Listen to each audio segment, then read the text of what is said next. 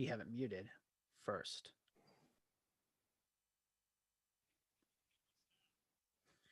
I can see my little hands do this.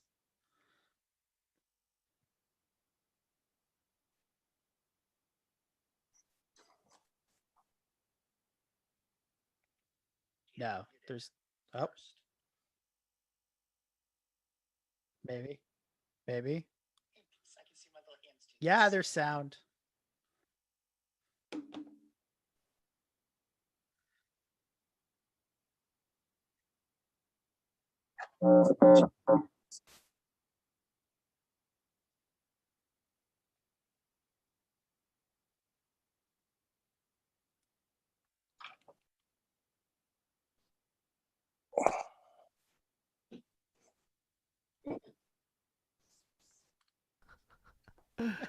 So this is just frustrating. So what Ricky has been saying So now they can hear is me. we have been having Ricky has had a lot of technical difficulties, and that's what happens when you skip a week. Yeah, you skip a week and then you come out into your office and find your mixer has been played with. Just saying, my mixer has been touched, and therefore buttons were turned off, and that kind of messes things up. Anyways, Play that elf on the shelf. yeah. They're always getting into it. So let's start this over. Welcome to G220 Radio. This is Ricky Gantz with Mike Miller and Nathaniel Porter. And so we are G220 Radio. This is episode number 460. We're going to be dealing with Proverbs chapter 11, and this one is titled A Winner of Souls is Wise. A winner of souls is wise. And so, obviously, was trying to see, Mike, how you doing? How are you this week? Yeah, doing pretty good. As I mentioned before, it's been a little strange. Kind of start to December, half my church has COVID. And so it's getting kind of tense. We're still meeting, but we've kind of reduced our togetherness. And so I think my pastor said there was like 9 families or so that had COVID.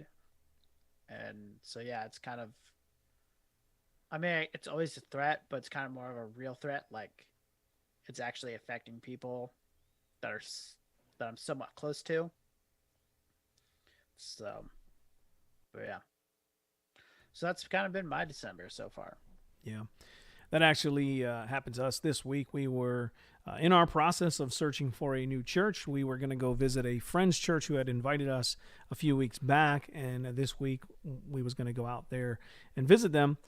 And it was on me because I did not send him a message the night before. I waited till that morning and said, hey, what time does your service start, just to make sure, And he said, because I looked it up online, but because of COVID, I know that some churches have made adjustments to what they normally do. Either they don't do a Sunday school or they do a Sunday school or whatever it may be. And so I just wanted to make sure, because I knew we would get there on time because it's not that far from us.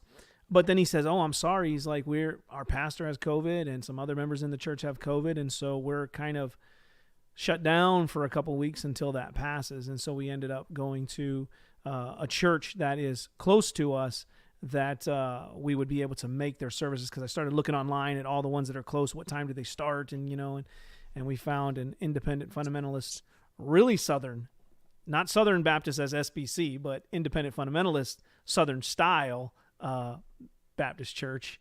And so we ended up going there. But anyways, Nathaniel, how you doing, man? Just sitting there, listening to what's going on. How's your week been? Because I know you guys didn't have church either. No, we didn't have church. It was awful. Still awful. We had our catechism study last night, though.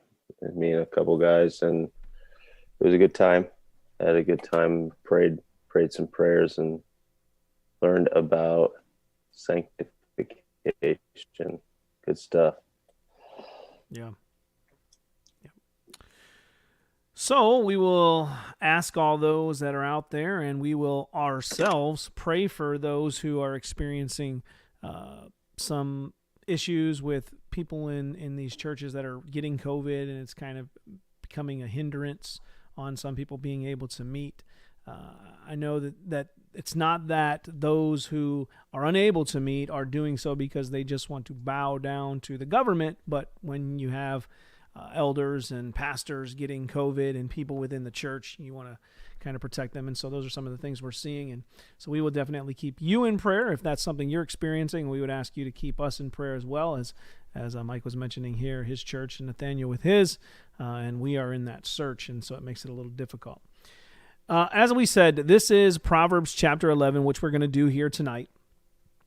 I feel like I lost my mojo getting started because of all the technical difficulties. I was ready to go, and I had it all in my mind, prepared, planned out. This is how we're going to get this show kicked off and started. And then technical difficulties just kind of humble you to realize you're not able to sometimes plan for the things that you think the way that they're going to go. And that just kind of happens in the world of technology in which we live. But we're here now, and we know that you are with us. We can see those who are with us, and so we thank you for tuning in.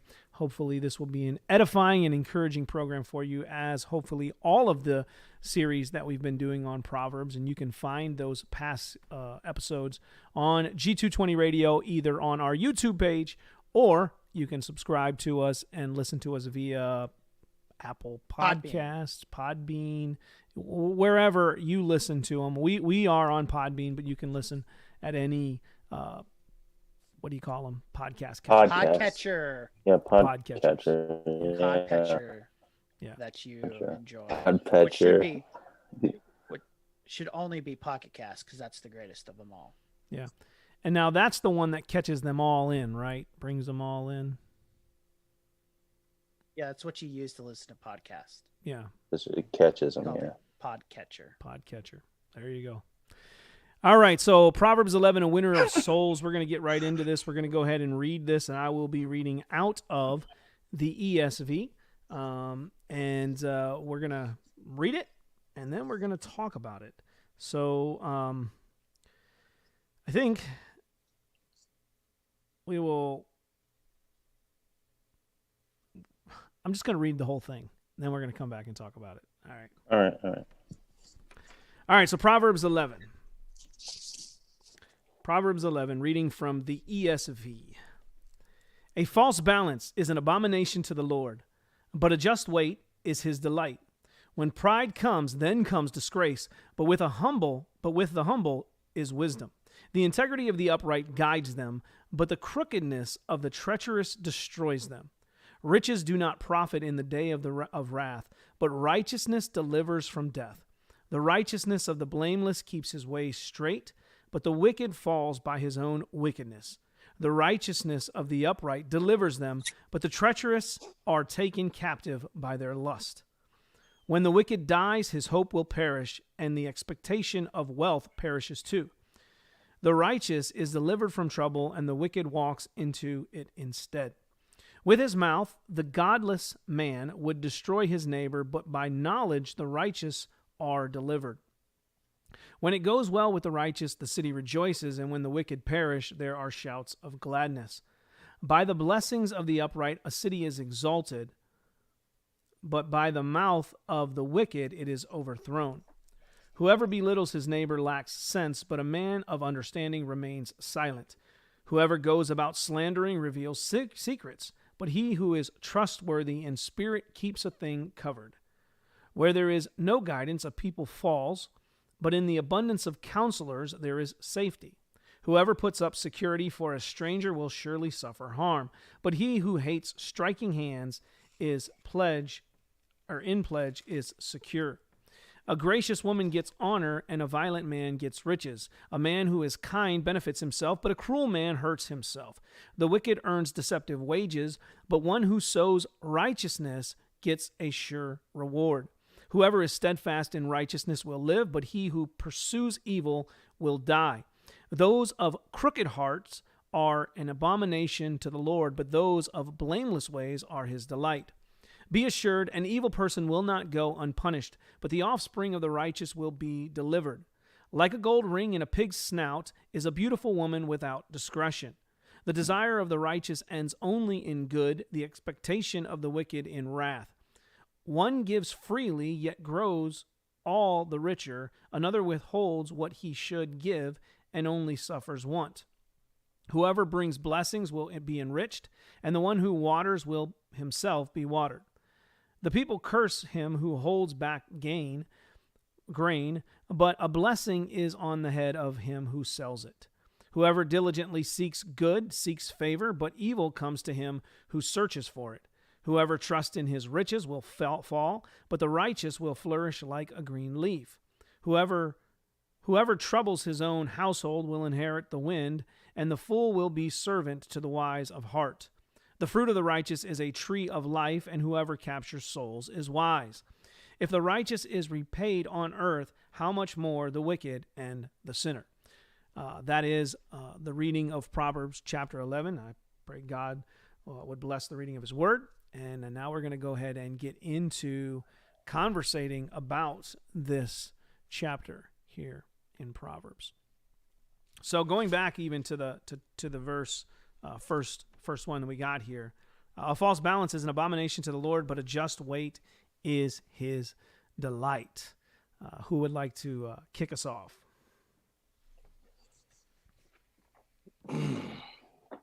I don't know what it seems like we have based on my glancing over the commentary before we started. We have, for the first 21 verses, is basically what is loathsome to God. And we have alternating chiasms with parallel pairs in between through verse 21. And then that's followed by two inclusios. Mike, would you explain what all that means to us? You're muted. That was intentional. What do you mean talking about what an inclusio is? Yeah, tell us what an inclusio, chiasmus, parallel pair is for those of us who haven't been to seminary. Well, those are big words. An inclusio, the best way to think about it is bookends on your bookshelf. And they're on either side. So in this case, verse 1 and verse 20. And the idea of abomination and delight is the language used here. And it provides a framework in which kind of the rest of the verses in it is seen. It helps provide context and stuff, context and meaning, so that there is, while the meaning of the individual proverb, it fits in a larger meaning that comes into it, this inclusio. And then within this inclusio in our passage, you have what they'll say is chiastic. Chiasm is not what we really use. It's a lot more prevalent. Sometimes biblical scholars like to invent chiasms where chiasms don't exist. So it's kind of one of those things we need to be part of. But what it is it's kind of like climbing a mountain,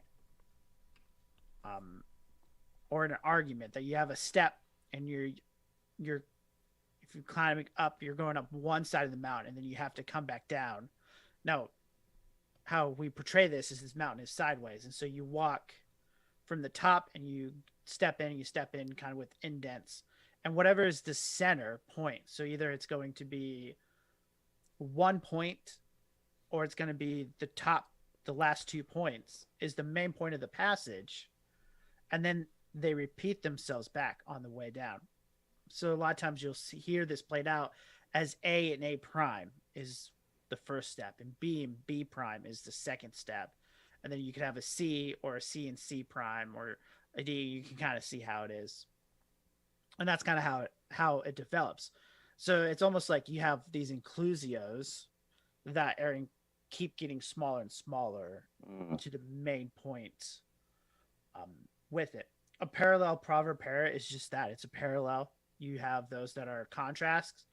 Those are similar in how they do it. An example not in here, but in Proverbs 13, you have this um, a hope deferred makes a heart sick, but a desire fulfilled is like a tree of life. And those are parallel statements with hope and desires being the same. They're contrasting in that they have different verbs that go through different consequences. Parallels, those would all be the same and how it works. And so those are your kind of your proverb pairs and how they work. They go together, they match with each other, and either they're going to contrast or they're going to emphasize each other by explaining the same thing. Nice. Well, one of the things here with verse 1, where it talks about a false balance is an abomination to the Lord, but the just weight is his delights. You know, as I was kind of looking this up and kind of digging into this, you know, it brings up to mind the measurements when somebody has a measuring tool and they play around with it to cheat people, right? Right. So you have a false balance here. You know, it's fraudulent practices that happens, and those things are forbidden by the Lord. Where a just weight, you know, if you're doing justly, whether it's in your dealings with other men or you know, it's within the church, you're doing things justly. This is a delight unto the Lord, and so you have. I'm seeing, you know, throughout as I was reading these contrasts where you have that this is an abomination, but this the Lord delights in.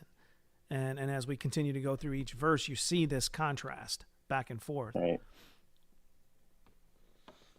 Yeah. And to consider, while this has very much a money mentality, we should see that, again, the proverb explains itself in other ways. So this works out in how we maybe cheat people in different ways and have different injustices with them, and that this is something God hates.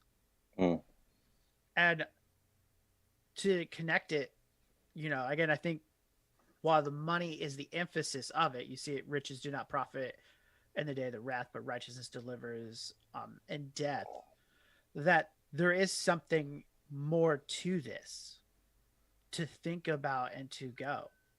That God is a God who is just. He does not do things. He can't be bribed, and he can't be he won't be lax inappropriately. He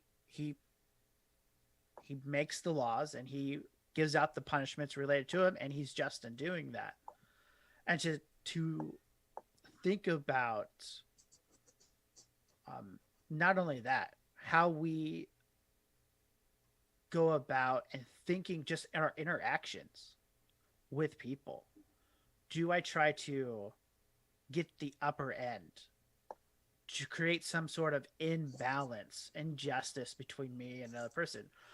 And this chiefly makes out when people are using wrong scales to steal money. But we do that by having maybe wrong scales of rules.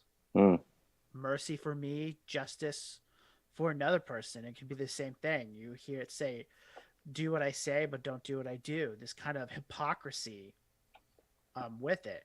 Yeah. And so we need to think about that, you know, a false balance in this scale hurts. It comes back down to, and we'll see it, the idea of life. And that, I mean, it's an abomination to the Lord. Well, what happens when you commit abominations to the Lord? Lord judges you. And so, you know, we'll mention judgment later on as we go through this passage. But just to think, just not only dealing with our money, but how do we live our lives that are in ways hypocrisy, in some sort of hypocrisy. Yeah. No, that's a good point there you made there with the fact that we, because how often do we do this when we see somebody do something unjust, especially if it affects us, we want them to receive just penalty, right? We want them to really get their end of that, judgment that comes upon them. But we fail to do that and recognize that in ourselves and want to take the same type of weight there for our own actions.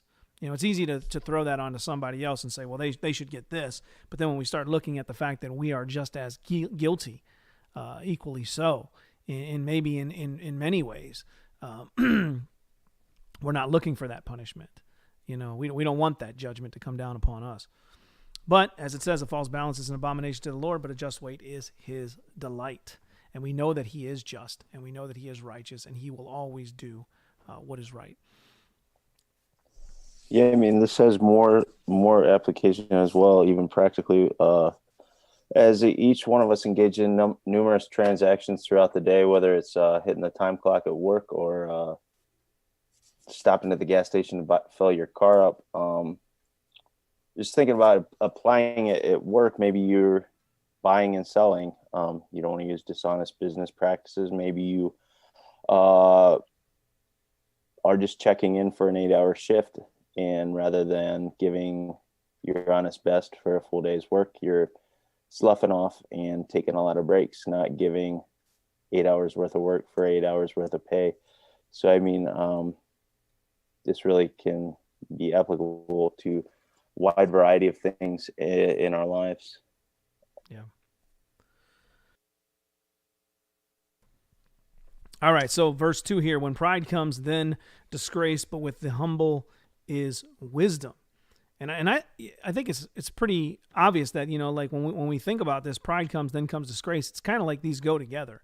One follows right after the other. How often, even the other proverb that says, pride comes before the fall, right? So this is just a reality that we can look at. We see these general principles in the Proverbs, and not all. Now there are exceptions at times, but these are general principles that we can see from the Proverbs, and this is something that we see it comes to pass, quite often, where there's that pride in an area, and then you're put to shame because of the pride. I mean, I'm just going to use it for example of boxers. We see this. I know we did a show on fighting UFC stuff a while back, but how often do we see some of these boxers get out there and very pridefully get up there and just in their pride they're ranting and raving and talking all kinds of smack, and then they get in the ring and they get knocked out in the first round, because here they are talking all this stuff in their pride, and then they're put to shame in that first round. Or the times where you thought you did really well in the test, you're really excited and you're like bragging, man, I nailed that test. And then you get like a C, but that's just, example, but think about Pharaoh. Pharaoh has pride in his heart. He will not bow the knee to Moses, who is the mediator between him and God, God is telling him, let my people go. And it's his pride that holds them back. And what happens? He gets destroyed, but not just him. The people he represents is destroyed. The land is cursed during this time. And we can see the Bible is very clear in stories after stories that pride kills. And that good leaders aren't prideful leaders. What is Joshua supposed to do to lead these people into the Israel, into the promised land? At least to read the Bible and accept it as God's word. That takes humility. And there's wisdom in there. You think about the theme verse of Proverbs. The fear of the Lord is the beginning of wisdom. Well, to fear the Lord, you have to come at him humbly and to know your place, that you're the creature and he's the creator. Let alone that we've fallen short of what it is to even access him on his throne, since he is holy and cannot have sin in his sight. And so this verse really, in a sense, shouldn't have to be said if we take the Bible at its word in the stories. We should pick that up. But we're sinful people, and God has graciously given this verse so that we can see our error and see that rebellion comes from pride, in a sense. And that's why the contrast is the humble is wisdom. It's to consider. It doesn't, it's in a position, as we'll see later on, that will have many counselors. It doesn't think their idea is the best or their way's the only way, but to consider and to gather. Yeah. Pride pushes that away. And so to think about pride, in a sense, the chiefest of all sins, as we've probably heard many times. All right, let's move on to verse 3 here. We've got the integrity of the upright guides them, but the crookedness of the treacherous destroys them. So, I mean, what we have, so moving right along, we've got several sins coming in, as sins tend to come in bunches. We have a false balance, pride, and crookedness of the treacherous coming in hot with a three sin bunch. Proud man is not above using false weights and measures, and neither is he above being crooked or treacherous. So basically, in this verse, even though integrity is like I'm always talking about always this fear. Everyone has this fear of being God's the judge, and we all know this in our hearts. And if you are in your integrity, you never have this fear of somebody finding you out. You don't have to worry about if your lie is going to be found out, if your phoniness is going to be found out, because you have walked in integrity. Whereas the treacherous is walking by hook and by crook, by dishonest means. He's been arrogant, has been watching where he's stepping, and it all catches up with him, and it catches him in his own trap. It's kind of like in the Proverbs. I forget. We're in the Proverbs. It's earlier in the book where father's pleading with his son not to join with that bad band of individuals who lay in wait for their own blood. It's another Haman getting hung on his own gallows kind of situation. Yeah. All right, let's move on to verse 4. Riches do not profit in the day of wrath, but righteousness delivers from death. I think we all can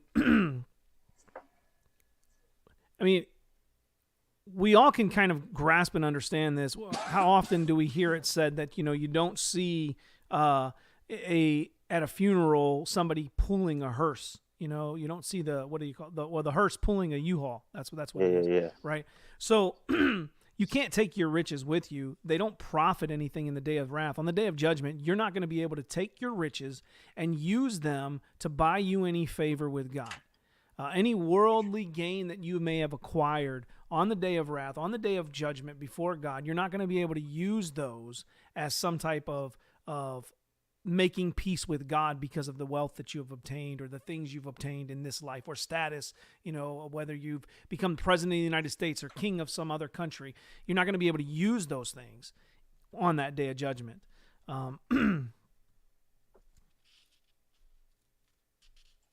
That's what I got. Yeah, and think about, I mean, my mind kind of goes to Ecclesiastes when you start thinking about this. When Solomon talks about how he chases the riches. And I mean, this will come up a little bit later also in what happens and what giving and storing up and the contrast those are. But going after riches, doesn't profit. As we mentioned, the way you come into this world is the way you leave this world. And going after riches, and we'll just put it out there, the love of riches is the root of all kind of evil. And one who searches for riches, who goes and that's their focus, in the end, there's a sense in which I'm going to make a couple bucks. Maybe we'll lighten up this weight a little bit. Let's shave a little bit off and see if people will know. Or in why the tax collectors in the time of Jesus was so hated was they took abundantly, because that's how they got their wages with it. And I think we see this fleetingness of riches. I mean, talk about Kobe Bryant, multi-million-dollar contracts in the NBA, big contracts with Nike. In the end, he left with nothing. What did it accomplish to have all that money? I think, and that's where Ecclesiastes helps us to think about this. Because in the end, what the author of Ecclesiastes, Solomon, comes out is fear God, do what he commands. That's what this life is about. That's how you thrive in this life. And so to think about that, which is contrast. So if riches and maybe lighten up those weights a little bit, well, what delivers you from death? Well, it's righteousness, because you'll be vindicated before God. He can see you as upright. Now, we know as humans, we are fallen. We need someone else's righteousness to cover us so that we can be saved from our sins. But his righteousness delivers us from not a physical death, but our spiritual death. Yeah.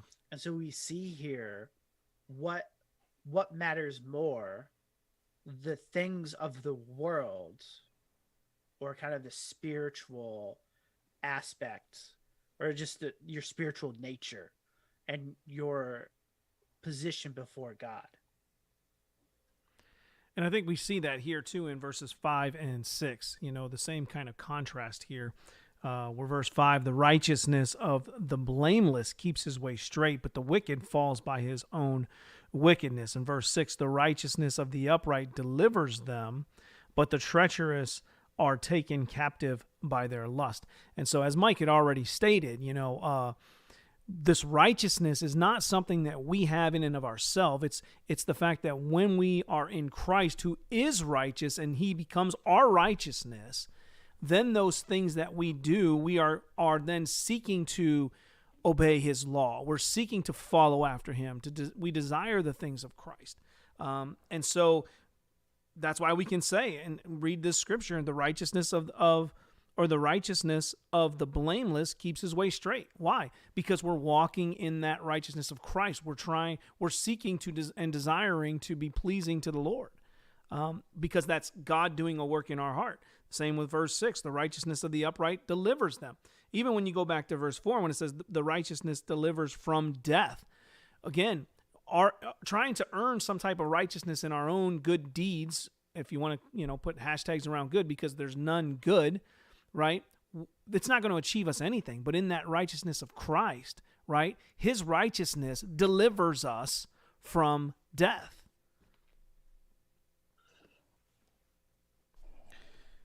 All right, if you guys have nothing, we'll move on to verse 7 here. When the wicked dies, his hope will perish, and the expectation of the wealth perishes too. It kind of goes back to even what we've said already in verse 4, so we'll continue to keep going here and try to make up some time. The righteous is delivered from trouble, and the wicked walks into it instead.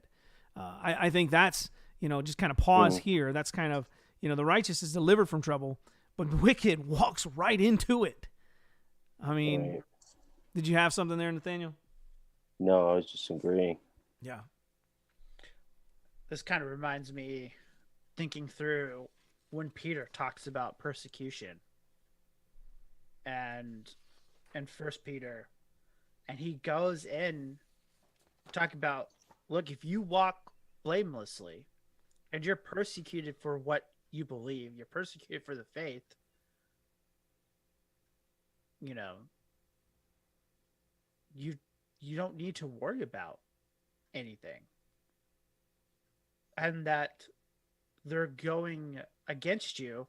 And if they bring charges up against you, if you've done nothing wrong and they take you to court, it's going to be thrown out. We see this in the example of Paul, where they don't have the evidence to charge him. In fact, the Jews try to kill him. And yet he walked blameless, even in the law, in the old covenant, as he was going into the temple before he was arrested by the Jews. He was walking blamelessly. Yeah. They brought a false charge on them, and they were found to be wrong. And so to think about the righteousness is delivered from trouble, there's a sense in which in this life that can happen unless the courts are corrupt. But then, as we mentioned earlier, when we have the long view, when we consider the spiritual state, those who are covered by the righteousness of Christ will be delivered from the second death and the eternal torment in which comes in hell. But the wicked walks into it because they desire it, they want it, and they finally get their heart's desire. Yeah. A world in which they hate God and his goodness is, away from them. They don't get to experience it anymore. And I got two examples. Actually, Nathaniel brought this one up earlier. Excuse me. When you speak about in the book of Esther, Mordecai, Haman is building these gallows to end Mordecai's life. And then he goes in there with all this pride and he's hung on his own gallows, right, that he made for Mordecai. He walks right into it. Then the other is Daniel when he's delivered from the lion's den. And then where does his accusers go? In the lion's den, So those are just a couple examples that I had here in my notes. All right, let's move on to verse 9. With his mouth the godless man would destroy his neighbor, but by knowledge the righteous are delivered. And so go ahead. Yeah, I was just going to say through 9 through 12, actually really 13 even, really highlights the destructive and constructive power of the tongue. We see in verse 9 begins with the godless man destroys his neighbor with his mouth. You see this in Jesus even talks about the sin of murder in your heart as it comes forth with calling somebody a fool and then calling them a worthless good for nothing, and the liability that brings on you in terms of the sixth commandment. So verse 9, the wicked's destroying his neighbor, and that kind of concludes in verse 13. He who goes about spreading gossip reveals secrets, and you see how a city is torn down by even the mouth of the wicked. So there's much destructive power in the tongue, and the wise and shrewd know when to hold their peace as well. Yeah. Yeah. I mean, James brings this out about how the tongue is the smallest member, yet it boasts of great things. He compares it how great a forest is set ablaze by such a small fire, and the tongue is a fire, a world of unrighteousness. The tongue is set among our members, staining the whole body, setting on fire the entire course of life, and setting on fire by hell. When we think about our tongues and what we said, I mean, as Jesus said, what defiles us but what comes out of our mouth? It's the words we say, the things we do. And when we consider the power of our mouths, you know, there's reasons why we have modern day Proverbs about watching our tongues. You know, think before you speak with mentality, because it causes a lot of harms. How much destruction has happened just this year alone because of people, maybe not intentionally, but have lied, have not presented the facts properly. And that's their the nature, but just, you know, politics in an homeowners association, it's the most basic part of it. And the gossip of that they make shows out of now to flaunt and to put out. And yet it's destructive. And it kills and it destroys. Yeah. It's what the serpent does. Yeah. When we look at it. And so that's why it's a blessing for the upright in a city to be exalted, because they bring truth. That's why it goes well when the righteous, or the city rejoices with the righteous, and also shouts of gladness with the wicked, because it makes it better. There's a better life. There's flourishing. Mm-hmm. I know language I use quite a bit when we talk about, you know, Proverbs, but that's really when we, you know, think about it. Yeah, look at during the time of Constantine, right? Political, regardless of whatever those watching think of whether Constantine was a believer or not a believer, when you make Christianity the religion of the people, the persecution was no longer there. So they can rejoice in that. You know, I mean, obviously Christians are always persecuted to some degree, shape or form, but I mean, that wasn't what we were seeing in that first couple centuries, you know, where the Christians were just being, destroyed for being Christians. Now it's kind of accepted in this time, and other things kind of come about because of that. It's not our show tonight, but obviously they can rejoice in the fact that now you have a leader who is allowing you to worship freely. And then we see so much of how the church does things today kind of begin to form, because now they have time. They're not running. They're not under the persecution. They can start to come together and meet together in houses of worship and start to work on those doctrines within the church. You know what I mean? Because they can rejoice in that, having that. You know, some other things here, as you was talking about this, you know, this whole passage or section, as Nathaniel brought up, dealing with the tongue. I think you was talking about in politics and in 2020, so many things. But think about it even within a family. When you have that family member who you say something to, and then they go and tell everybody else in the family. Pretty soon, nobody wants to talk or communicate with that family member, because all they do is go and gossip to everybody else around you. And even worse so within the church. And if it's with elders or leaders within the church. I don't know how many times, and I won't say any names, but I don't know how many times I've been around people that are pastors or elders within a church, and they start telling you about something somebody has said to them, either in confidence or they're using it in trying to counsel you, and they're bringing something up. It's like, I don't want to know about that person's situation or business, because what is it doing? As it says there in verse 13, whoever goes about slandering reveals secret. You want to have somebody within the church, whether it's especially with your elders, your pastors, and then even the laymen that are around you, the brothers and sisters around you. You want to have brothers and sisters that are trustworthy, so that you know that when you are telling them things, they're going to pray for you and seek to help you, and they're trustworthy there. They're not going to use that to then go around and reveal it to other people to kind of, like, what do they say, that the little old lady in the prayer room who's telling everybody this so-and-so needs prayer for blah, blah, blah. You know what I mean? Where it's not because they're actually caring for it. They just want to let everybody know what's going on. And that's just not something we would want to do as Christians, because we see how much this destroys. It destroys families, it destroys churches, it destroys people within the church. People get bitter. It destroys, like you brought up with 2020, see how much we see with lies going on just in our nation this year.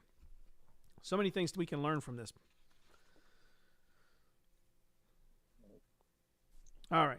So let's go to verse 14 here. Where there is no guidance, a people falls, but in an abundance of counselors, there is safety. And Mike, you brought this up earlier, said we're going to get to this later on down the road here. And here we are now, verse 14.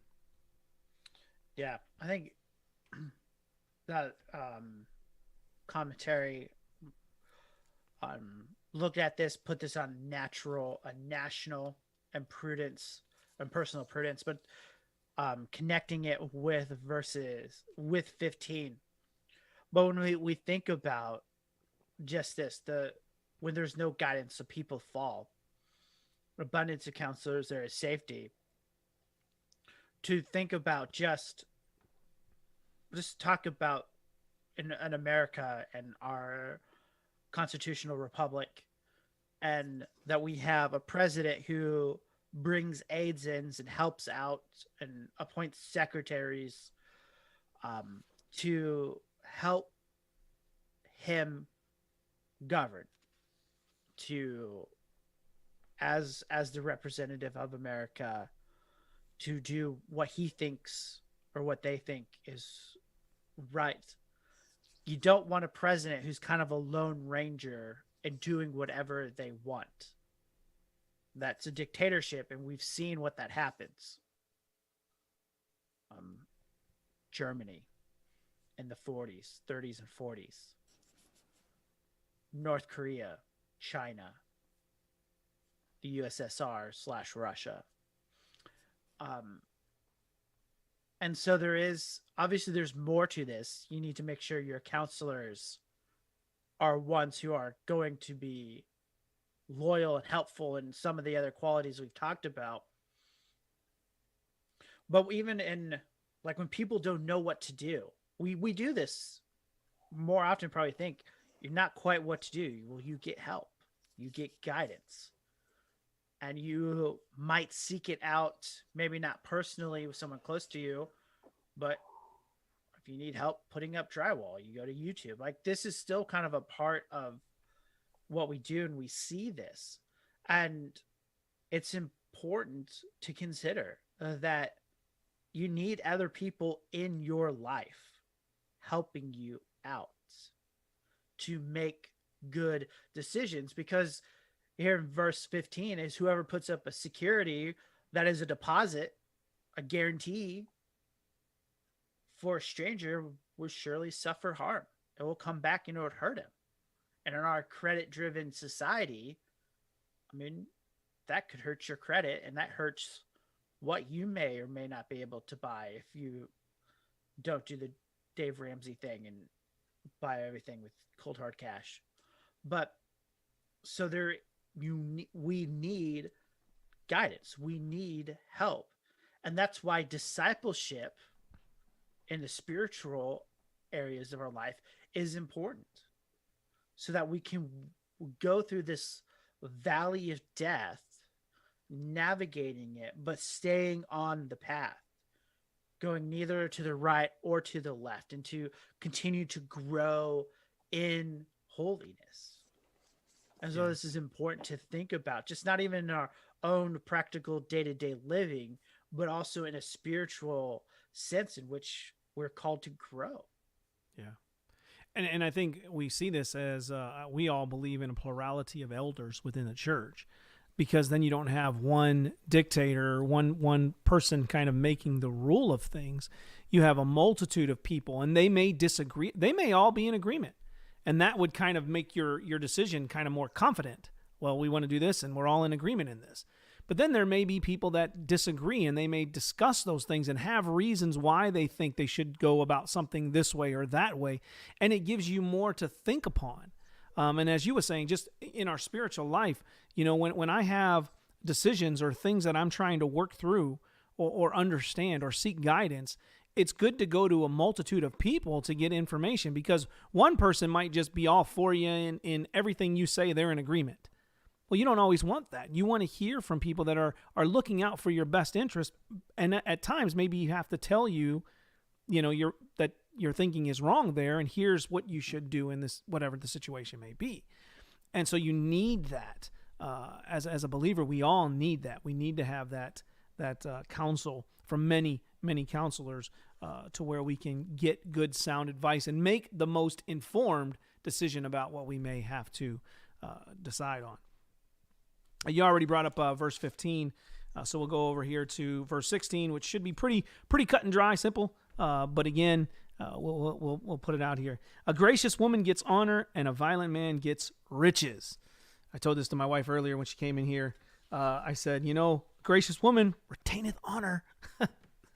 So a woman of grace. Any thoughts or comments on this one here? I think you see this contrast of one who's gracious as opposed to a violent man. Yeah, these kind of go together with 16 and 17. The ruthless man does get honor, but at the same time, the parallelism of verse 17, the cruel man does himself harm. So even though he gets all these riches, he's really doing harm to himself. If not in this life, in the one to come. The merciful man does himself good. So we have a woman who attains honor. The merciful man does himself good. Kind of like the parallelism there. It makes it flow together, so that we don't just think that the ruthless man, gets riches, but if we read that as just one verse, we might be discouraged. But reading it together with its twin, we're a little bit more encouraged that even though this ruthless guy is getting a bunch of stuff in this life, it's only temporary. All right, so let's move on to verse 18 here. The wicked earns deceptive wages, but one who sows righteousness gets a sure reward. I think we're kind of on the same line there with what Nathaniel was just saying. Yeah, this even would go back to doesn't need to go back anymore. I changed my mind. I mean, we've mentioned it. We kind of started off the beginning of the show with unjust weights and what that means and the money. So again, we see wicked earns deceptive wages. They're not earned rightly. So there's a sense in which they've been earned wrongly. But even I'm sorry. What comes to mind right now, we're in this season of holiday and festivities and, Christmas season, right? And what comes to mind here for me when we're talking about this is Scrooge. Here's a man who, earns all this money, but it's at the expense of everybody else. So he suffers. He has no friends. He has no joy in his life, no peace in his life. You can think of it as somebody who I work with a bunch of people. I'm sure many people do, that are all about overtime. They're all about working to get that extra dollar, and they never use any vacation time. They're just constantly wanting to work. before you know it, your life is past. You come to retirement. Your kids have grown up. You've spent no time with your kids, with your family, doing these things because you're earning, working for that money. But who suffers in this? The people that are closest to you. They may have some money. We see this in other examples. Where there's people who are very wealthy, and they give their children all this kind of wealth and goods. But the relationship is very strained. They don't really know their dad or their mom. It's just, here, let's give them, buy them things. You know what I mean? All right, so let's move on. Where are we at? Verse 19? Yeah, 19 and 20. All right, 19 and 20. Whoever is steadfast in righteousness will live, but he who pursues evil will die. Those of a crooked heart are an abomination to the Lord, but those of blameless ways are his delight.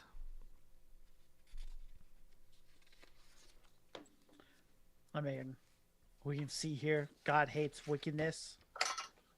Those who choose to go wicked, to choose wickedness, are against God.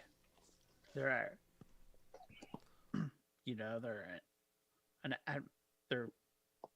vessels of destruction in that way.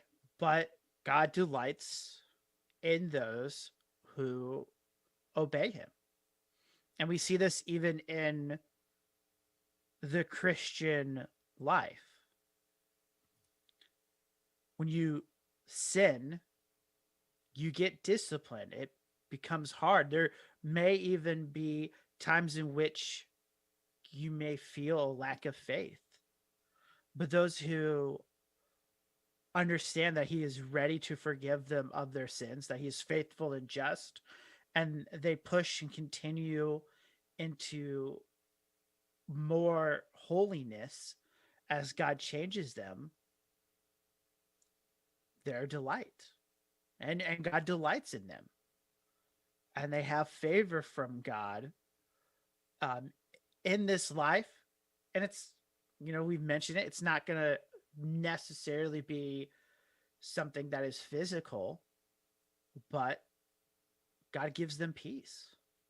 They can feel like the smoothing on a non-moving, on a glassy sea, though the storm rages around them. They're not throwing off, and there's benefits in that. And so we look, sin destroys, but those who walk blamelessly before the Lord prosper. And we see that, I'm sorry, we see that here in verse 21 as well, or no. Yeah, verse 21, moving on there is, be assured an evil person will not go unpunished, but the offspring of the righteous will be delivered. And that's what you were speaking of right there, and we've kind of been talking about throughout this proverb. This next one here, I do want to kind of talk about here is, like a gold ring in a pig's snout is a beautiful woman without discretion, right? And so I was kind of looking into this before. I was even talking to my brother before the show, and I was like, man, I was reading this, and I was really kind of digging into this. But, it just goes to show that, like, this woman who is lost in, or has this sense of immodesty, she's maybe forsaking her husband, embracing the worldly lust, her desires. It's like a pig that has a gold in its snout that just returns or goes in and just gets into the mire and the mud and the dung and all that, Yeah.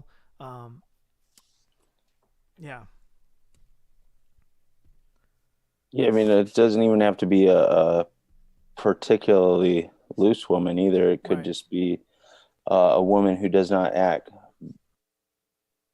becomingly as well, or womanly. If you think about, like, feminism, is naturally unattractive. If you see a pretty lady and she opens up her mouth and starts on the feminism trip, she instantly becomes less attractive because she's not acting with that inner beauty that we hear about in First Peter, the imperishable beauty of a gentle and quiet spirit. So it kind of like overrides almost, takes a thing of beauty and makes it like a swine in the mud, like you said. Yeah. Or even if she's, I don't know what yeah.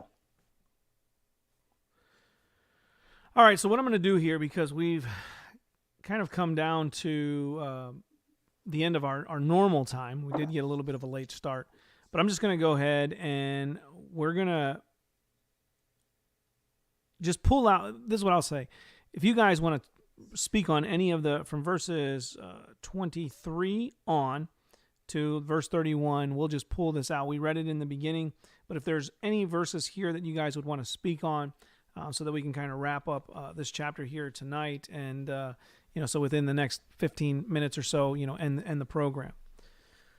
So I'll read them. I'll just read them, and then you guys we can talk about it, I guess, of whatever sticks out. The desire of the righteous ends only in good, the expectation of the wicked in wrath. One gives freely, yet grows all the richer. Another withholds what he should give, and only scoffers want. Whoever brings blessing will be enriched, and one who waters will himself be watered. The people curse him who holds back grain, but a blessing is on the head of him who sells it. Whoever diligently seeks good seeks favor, but evil comes to him who searches for it. Whoever trusts in his riches will fall, but the righteous will flourish like a green leaf. Whoever troubles in his own household will inherit the wind, but the fool will be servant to the wise of heart. The fruit of the righteous is a tree of life, and whoever captures souls is wise. If the righteous is repaid on earth, how much more the wicked and the sinner? Starting kind of verse 23 through 27,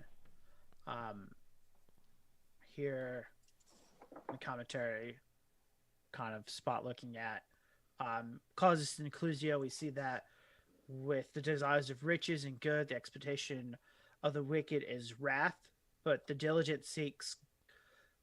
whoever diligently seeks good seeks favor, and evil will come to him who searches for it. But within this idea of the righteous desiring good, the wicked receiving wrath, is this idea of how this plays out when we consider about our possessions, our money. The one who gives, as it says here, grows richer, but the one who hoards, who keeps, is the one who is hated. And we see this today. I'm going to use a biblical example first. Let's think about Jacob, or Joseph, in Egypt. He understands what the visions were given to Pharaoh. He sets up the plan in order to be able to feed everyone, and they have abundance. Now, for the sake of considering this, what would have happened if Joseph was like, no, we're not going to sell it to anyone else. It's only for us. Well, the nations would have frowned upon it. Like, he's not this good example. And if we even do this today, when like multimillionaires don't freely give their money away to charities. Now, obviously there is tax incentives now. And so they do this basically to serve themselves and to save taxes, which I don't blame them, because I do the same thing in different ways. But if they were to not give any of their money away, they would have been frowned upon in society. What are you going to do with all this money? Like, people have this and understand this. But I think it shows in what we should consider is how we use our money and how God uses that we can, in giving freely, as the New Testament tells us to do, that is what is good. We are to help others. We are to be a blessing to others in what we do. And that if we just keep in store, then there's a sense in which that's all a prideful way in which all we want. And so really the desires of of the righteous kind of in this and dealing with the money is, how do I help others? How do I help grow others? And that comes back in benefits and riches, and maybe not riches in a physical sense, but as kind of modern thinkers would say, a more fulfilled life. And how we would say would be a life that is as gracious as God, who has been gracious to us. Yeah. Nathaniel, anything stand out to you in these last verses that we read? I don't know. 31 is a good eschatological hope. The righteous will be rewarded in the earth. How much more the wicked and the sinner? So we believe that God does, reward us, as it were, gives to every man according to his works. That we do inherit, of course, the works of Christ is our righteousness. Still, through Christ, our works are able to be seen as good and pleasing aroma to God, for which we feel his delight on us. More so, if the righteous are rewarded according to their works, how much more the wicked and the sinner. So, I don't know. Lately, I've been fairly distressed about the wickedness of the wicked, and it's a good reminder that the God who sees will give to everybody according to their due, and you can trust him. I don't know. That's what jumped out at me in this moment. Yeah. I think verse 29, we'll talk about that and then wrap this up. It says, whoever troubles his own household will inherit the wind, and the fool will be servant to the wise of heart. And I look at this one here, he that troubles his own household, your family, your wife, your children. If you are bitter towards them, or if you are provoking them to wrath, as it says, you shall inherit the wind. I mean, it's nothingness. It's empty. You get nothing out of that, except maybe children who want to, if you're provoking them to anger, what are you doing in that? Except maybe turning them from any type of relationship, or turning them from wanting to desire to seek after the Lord. You know what I mean? And so this should be something we consider as Christian parents, and even with your wife, how you're treating your wife. Within your home, are you bitter towards her? Are you provoking her to wrath? Are you trying to build her up, or are you tearing her down? Those things, if you do those things, you're going to have nothing in your home. You know what I mean? You're going to have, you still may have a marriage, you still may have children, but you're not going to have any value from those relationships. Yeah.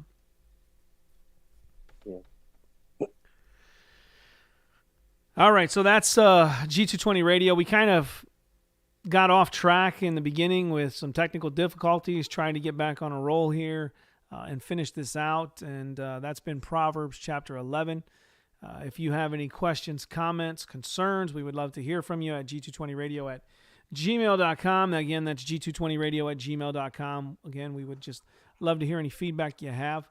Subscribe to us on our YouTube channel. Subscribe to us on Podbean there, or whatever podcast catcher that you may listen to if you just listen to the audio. And follow us on Facebook and keep up to date with what we got going on. This week we'll have an extra show on Friday night. We're going to be talking about Calvinism with my guest will be Christopher Connor, who's been on the show before, and Dan Beitzel, who's a brother that evangelizes with us out on the streets here in Ohio area. And so he's also been on the show. And he's also been on the show as well. And so you're going to want to tune in Friday night. That'll be an extra episode this week. And then next week, which was supposed to be Proverbs 11, but I kind of mixed it up, will be the 1689 chapter 21. That was supposed to be tonight, but that'll be next week. I got it mixed up and looked at my calendar after I had already told you guys Proverbs 11, and I'm like, oh yeah, I mixed them up. So good to go. Anyways, so next week we'll be on chapter 21 of the 1689 Second London Baptist Confession of Faith. This Friday, as I said, we will have a special show dealing with a discussion on Calvinism. And then I think we got, following that, On the 22nd, we're going to be talking about Romans 7 and the Christian. And then the 29th, we'll see what we're going to do on that show there. But that's been G220 Radio for tonight. I hope that's been a good show and edifying for you, encouraging. Until next time, God bless and good night.